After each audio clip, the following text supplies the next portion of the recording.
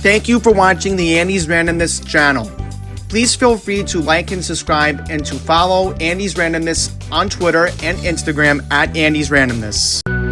This is Passengers United.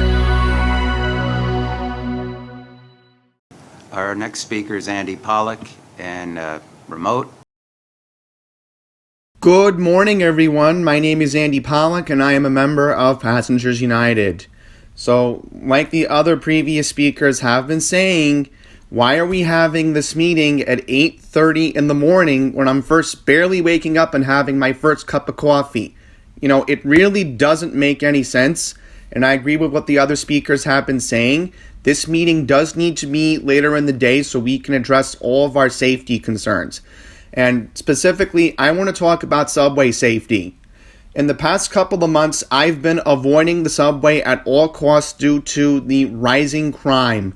We just recently got the October report, and it is very alarming seeing all these robberies in the past couple of months, especially the October report, which revealed damning numbers, which is very alarming to me, and that is why personally I have been avoiding the system as much as I can. In fact, last week when I was in Manhattan, I had to go to Lower Manhattan. I took the bus. I normally take the subway, but I was so scared to jump on the subway that I had to take the bus to and from Lower Manhattan last week. So it's a really scary time right now, and I personally do not feel safe riding the subway. So I know everybody says, oh, we need more cops, and I'm very grateful that we've had a lot of cops at Jackson Heights Roosevelt in the past year, but it's not going to completely solve the problem. We need mental health workers to address the emotionally disturbed people. And I also want to mention that recently when I took the Q12 bus a couple of weeks ago, I was almost assaulted by an emotionally disturbed person. So safety again needs to be top priority within this organization, especially for longtime passengers like me who use the system on a weekly basis. So that's pretty much it. And I'm going to speak at Long Island Railroad Committee in an hour. Thank you very much. Thank you. Our next speaker is Andy Pollock. Good morning, everyone. My name is Andy Pollock, and I am a member of Passengers United. So we're going to talk about Grand Central first. So I'm very concerned about Grand Central Madison. The fire alarm is not installed yet. The escalators are not working. And also, I'm very concerned about positive train control, which is why my organization today is calling for this station to be a delayed opening and at least open at the end of the first quarter in 2023. I don't want to give an exact month, but anywhere from February to March would be appropriate. So let's get these safety concerns addressed first before we open this station to the public. Next matter of concern I have is USB charging ports at New Hyde Park. So I was there on my birthday, November 8th, and I noticed that the westbound platform had USB charging ports, but why not the eastbound platform? There are reverse peak commuters who go to Huntington. I don't understand why the USB ports were not installed. So I hope that can be addressed.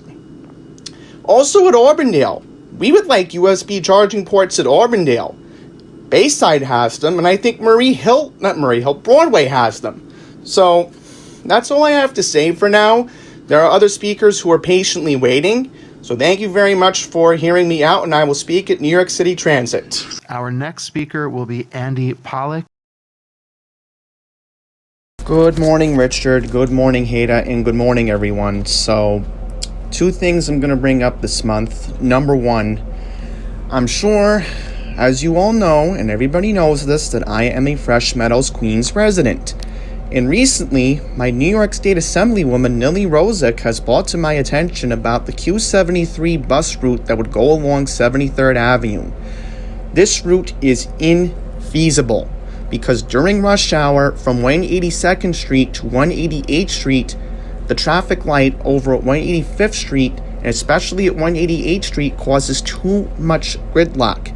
And just this year, there have been 3 accidents at the intersection of 73rd Avenue and 184th Street. 2 incidents back in April were a hit and run. The first one back on April 1st, I had to call 911 to report it.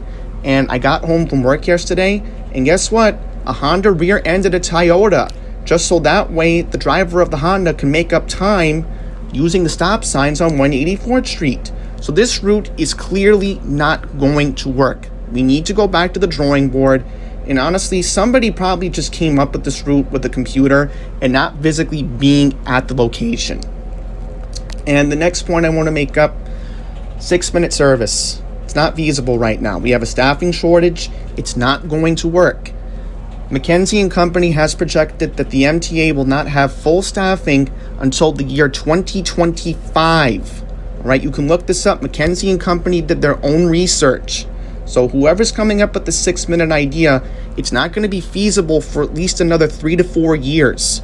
So that's all I'm going to say for now. Thank you all very much, and I expect to speak again in December. Thank you for your remarks. Thanks for watching. To stay up to date with Passengers United, please subscribe and follow us on social media.